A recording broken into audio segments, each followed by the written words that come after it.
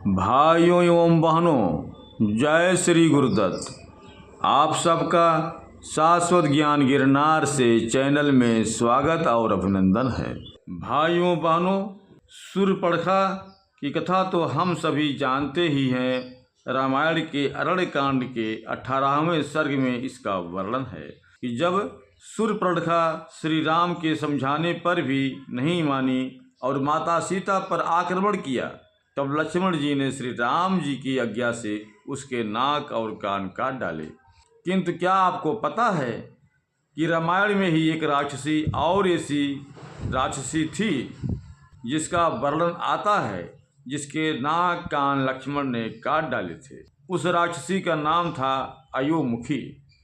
इस अद्भुत कथा का वर्णन रामायण के अरण्य कांड के 69वें सर्ग में आता है। उस समय माता सीता का हरण हो चुका था और श्री राम और लक्ष्मण उन्हें ढूंढते हुए वन वन भटक रहे थे।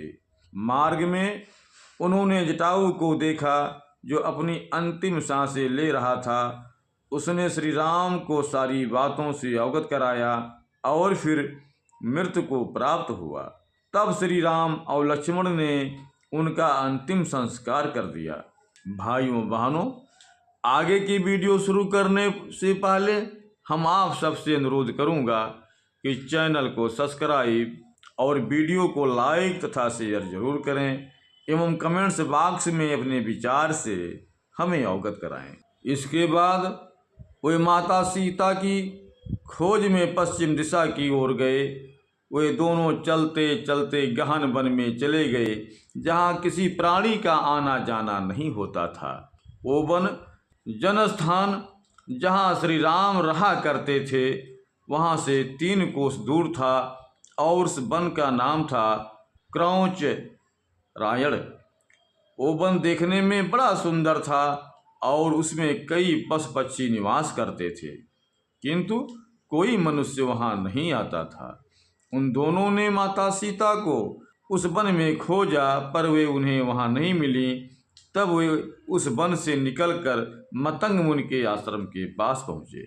वहाँ दोनों भाइयों ने एक विचित्र गुफा देखी जो पाताल के समान गहरी थी और उसमें पूर्ण अंधकार फैला हुआ था। उन्होंने सोचा कि माता सीता कदाचित वहाँ हो, इसीलिए वे उस गुफा के निकट गए। वहाँ उन्होंने एक विशालकाय राक्षसी देखी जो विकट रूप वाली और डरावनी थी। उस राक्षसी का मुख बड़ा विशाल था जिसके लोग भयंकर पीड़ा का एहसास किया करते थे, जिसे देखकर घृणा आती थी।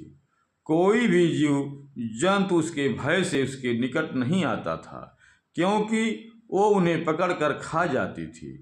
जब उस राक्षसी ने उन दोनों भाइयों को निकट आते देखा तो लक्ष्मण के रूप को देखकर वो उस पर मोहित हो गई।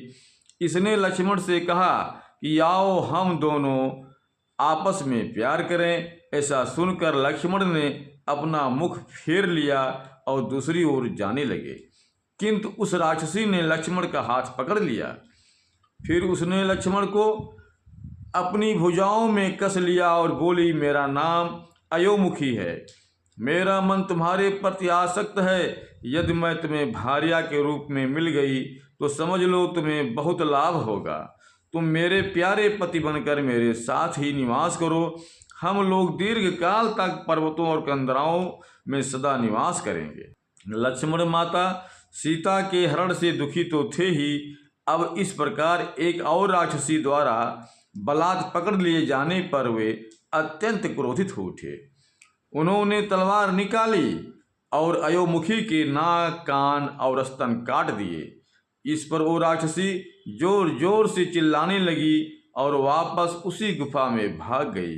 इसके बाद दोनों भाई माता सीता की खोज में आगे बढ़ गए। रामायण में अयोमुखी नामक इस राक्षसी के विषय में केवल इतना ही वर्णन दिया गया है।